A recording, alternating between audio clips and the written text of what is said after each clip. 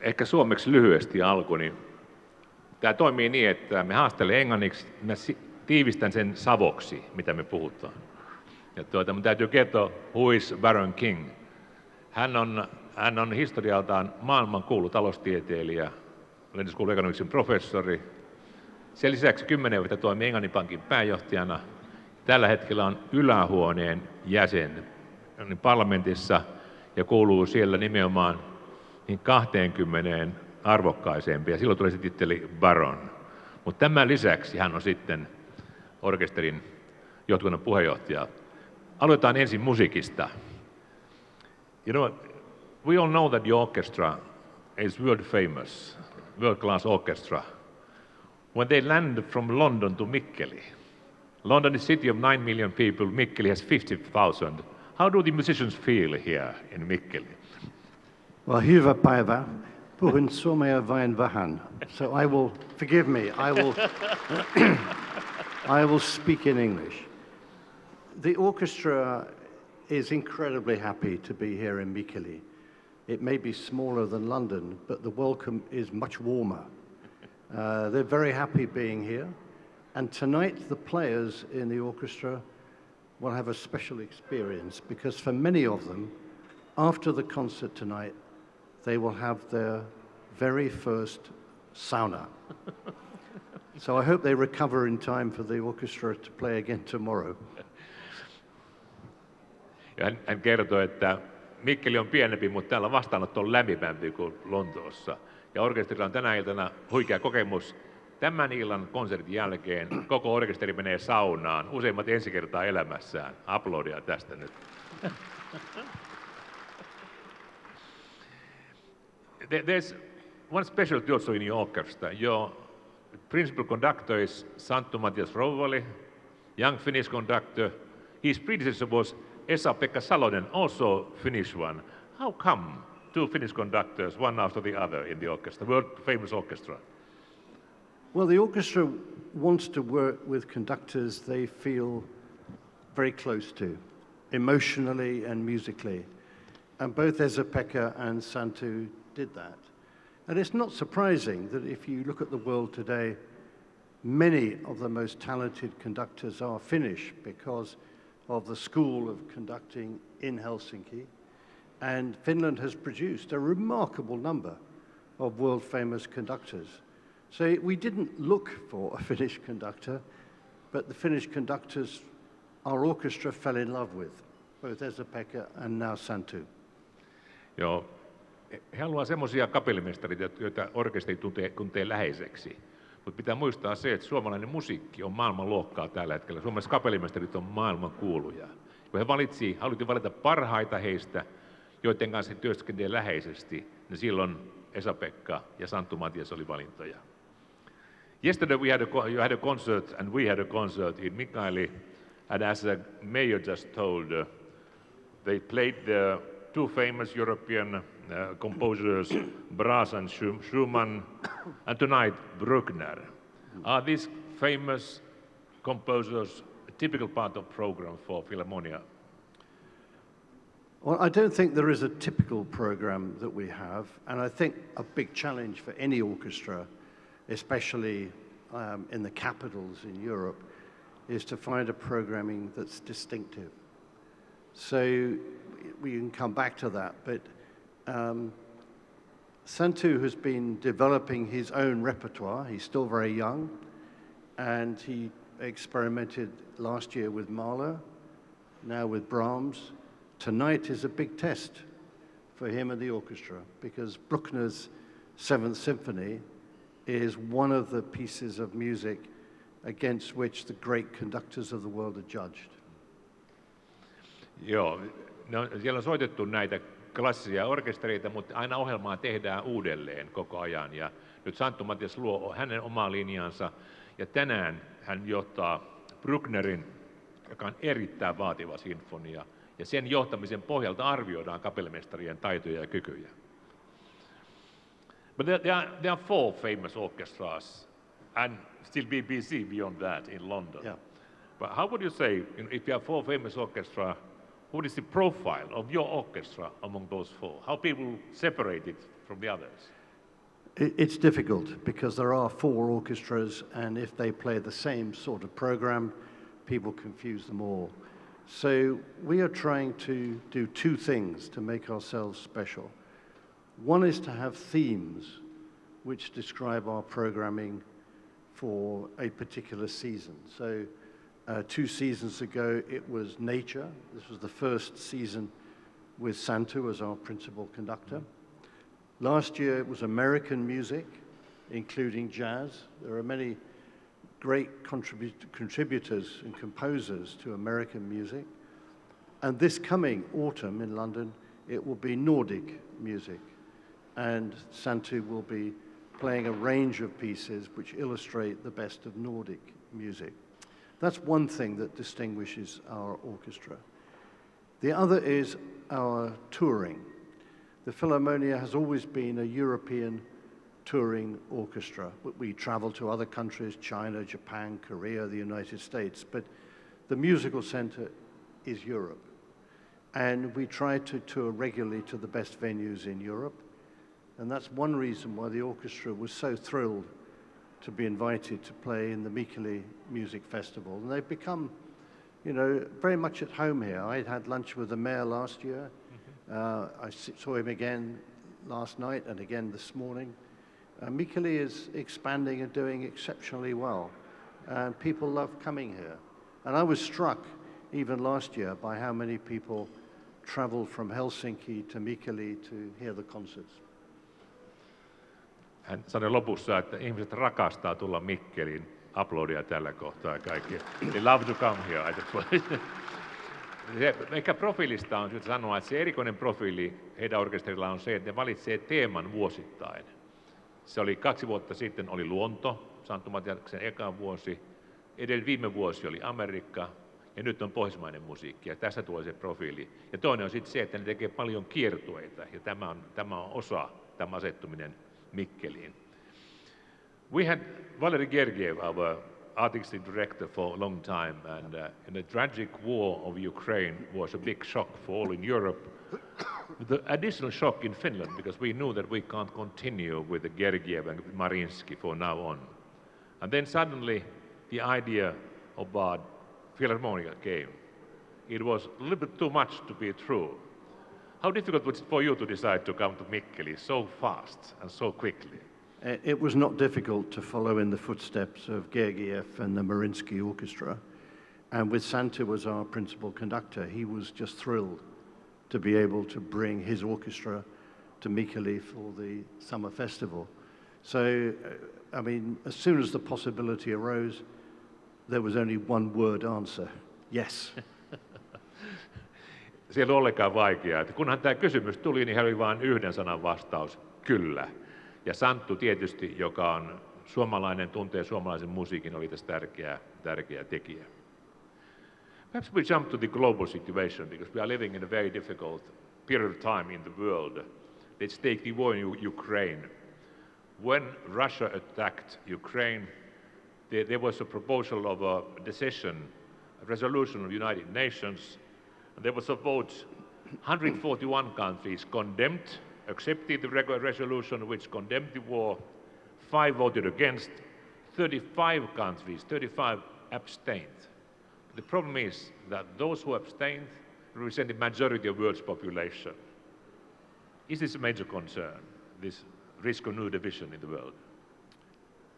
Yes, it is a major concern, and I think certainly we in Britain were shocked by the scale of the reluctance of many countries, these 35 countries, to condemn the Russian invasion of Ukraine. To us it seemed an outrageous act, invading another country's sovereignty, the attempt to bomb it out of existence in the first few days, the humanitarian atrocities that have followed. And I think that in Western Europe, the reaction was very similar all round. In Finland, a rapid decision to join NATO, which we were very happy with and welcomed. Indeed, the Finnish army is bigger than the British army, so we're looking forward to being protected from Finland in the event that things go wrong. But the wider concern in the world is this split now between sort of north and south. This north-south difference has been there for many, many years, but only now, I think, has it come to mean something significant in terms of economic ties, trade, financial relationships. And I think that with the decline of the power of the United States, the world is a much more fragile place. And I think we should worry about our grandchildren's future in a way in which our generation actually did not have to worry about. I was born in 1948, and I regard myself as belonging to the lucky generation. Young enough not to have to fight in the Second World War or for my country's independence, old enough to have a completely free education and not to have to cope with the concerns that I think our grandchildren will have to face. Ja hän kertoi, että hän on huolissaan tästä tilanteesta ja se, että niin moni maa pidättäytyy ottamasta kantaa, on aiheuttanut huolta. Että onneksi Eurooppa on kuitenkin ollut tässä yhtenäinen ja hän on hyvin iloinen siitä, että Suomesta on tullut Naton jäsen ja että Suomi puolustaa Euroopan ja Suomen itärajaa samaan aikaan. Myös totesi se, että sodan jälkeen sukupolvet ehkä oli kuitenkin onnellinen sukupolvi sikäli, että meillä oli kuitenkin turvallinen tilanne maailmalla, saatiin peruskoulutus kaikkialla. Ja nyt tilanne on epävarmempi, koska Yhdysvallat on myöskin tällä hetkellä heikompi. Että kyllä me on aihetta huoleen. What could be the areas of common concern globally? Because if we are divided in so many areas, what could we stick together? Because there are still problems nobody can solve alone. Well, it's clear that the United States, whichever administration takes power after the end of this year, will expect Europe to do more for its own defense. And although certainly the Democratic administration would be part of NATO, they're not going to expect to provide as much support as they have in the past. They will be focused very much partly on the Middle East, but very much on Asia. And I think one of the areas of real concern in the next decade is what will happen about Taiwan. It produces 90% of the most important computer chips, silicon chips in the world. So it has economic value to both China and the United States. China has said publicly over and over again that it wants to reintegrate Taiwan with China. The United States has been careful not to give a complete commitment to defend Taiwan, and it would undoubtedly impose massive economic sanctions on China if China were to invade Taiwan. But the most likely outcome is not an invasion. It's a gradual process by which people in Taiwan feel that eventually they have to negotiate with China and come to some arrangement with them. And that will be a signal that the rest of the world will see as a significant reduction in the power of the United States as a world military and economic superpower. We're moving to a world now where other countries can begin to compete with the United States and where the political will in the United States to be the world's policeman is ebbing away. Isoja muutoksia on tässä ja yksi asia on selvää kuitenkin se, että kaikkien maiden pitää itse rahoittaa enemmän, vasta enemmän omasta puolustuksestaan. USA sitä ei ole ja että USA myöskin asteittain haluaa vetäytyä siitä maailman poliisin vastuusta. Ja siinä mielessä tämä tilanne muuttuu, mutta on paljon aiheita huoleen ja jokaisen pitää ottaa oma vastuunsa. We had a very special experience with Mervyn in Moscow a few years ago. The Bank of Russia had its 150th anniversary. There was a small panel there where he was the first speaker, I was the last speaker. There was one person in the audience whose name is Vladimir Putin, Prime Minister Putin. How do you remember our discussion? What comes to your mind?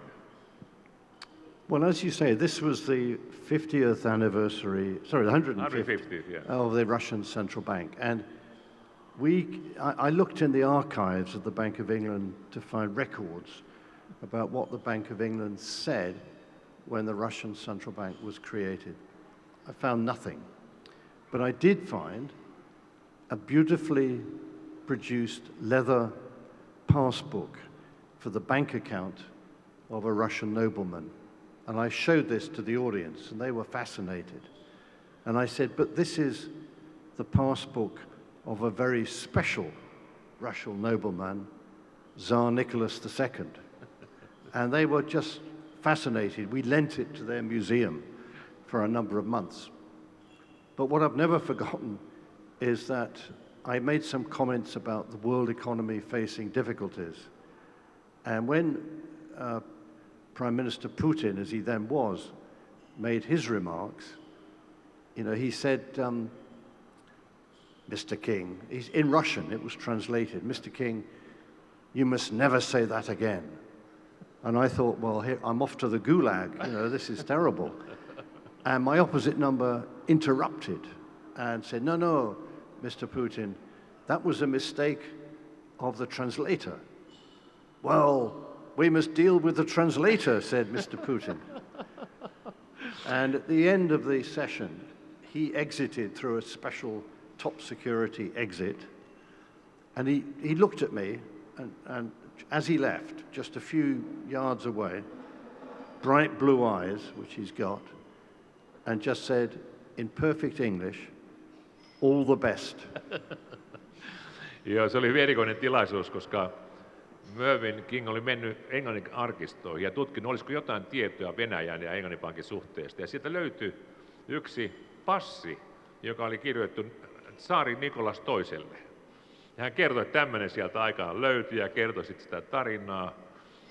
Aika hauska juttu, joka yleisöä nauratti, mutta se ei naurattanut Putinia selvästikin. Mutta sitten todettiin, että se virhe oli käännöksessä, ja sitten kun mentiin ulos sieltä tilaisuudessa, kaikki jännitti, mitä hän sanoo Mervynille, niin hän sanoi vaan, in Cook, hyvällä englannilla, all the best. There was an interesting story there because it was 150th anniversary of Bank of Russia, but Bank of Finland was 199 years old. And I was able to tell that I'm happy to congratulate the Bank of Russia for 150th birthday and build these congratulations from Finland, where Bank of Finland was founded by his uncle 49 years earlier. Suomen Pankki oli 49 vuotta sitä vanhempi. But you have been in your archives also as the Bank of Finland. You've been invited to give a speech to the 200th anniversary of Bank of Finland, and you went to archives and you found a person who we all know in history, Risto Ryti. Can you tell, what have you learned about Risto Ryti in your work in your archives? Well, Risto Ryti was governor of the Bank of Finland and visited the Bank of England every year from the mid-1920s until he became prime minister and then president in the Second World War. And when Risto Ryti made this extraordinary personal sacrifice of writing a letter on his own behalf to Germany in order to obtain military equipment to defend Finland against the Russians at the end of the Second World War, he knew, and he quite deliberately signed it under his own name and not that of the Finnish cabinet, so that when the war did come to an end and Germany would lose, which was obvious at that point, then the Finnish cabinet could disown this agreement, and Risto Ryti would take the penalty for it. And of course, he then was put on trial and sent to prison.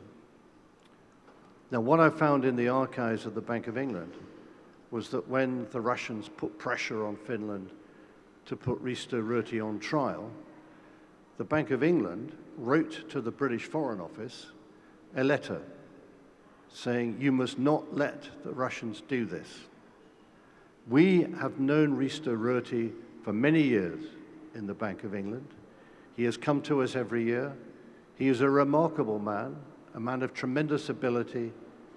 In fact, and this is what the letter said, Risto Ryti is a man in a million, whatever the Russians may say. Tämä on erittäin hieno kohta. Mehän kaikki tunnetaan tilanne, kun Ryti teki sitoumuksen Saksan kanssa, jotta me selvittiin sodan vaikeasta vaiheesta. Mutta kun tiedettiin, että Saksa häviää sodan, niin hallitus ei ollut sitten sitoutunut ja Risto Ryti otti koko uhrin. Ja silloin kun alkoi tämä sotasyyllisyysoikeudenkäyttö, niin Bank of Englandin arkitosta löytyi lause, jonka heidän toimitusjohtaja oli kirjoittanut ja sanoi, että mitä tahansa venäläiset sanovatkin, Risto Ryti on mies, joita on vain 1 miljoonassa. That was absolutely fantastic statement. Finally, and my last point is linked to Mauno Koivisto. Mauno Koivisto was governor of Bank of Finland, as you were also, and he was a great expert on Russia because he was first in the war. After the war, he studied Russian language and Russian history, and he wrote, as his last book, the book by name Venäjän idea. When we want to get it translated into English, we need at least 2 experts to give an opinion. You were one who gave, and it's now translated in English. Why did you give the positive opinion about translation for Mauno Koivisto? Well, I think certainly in Britain and the United States, and I suspect in many other European countries, that people's understanding of Russia is rather limited. It's portrayed as either very positive in terms of culture and very negative in terms of its politics.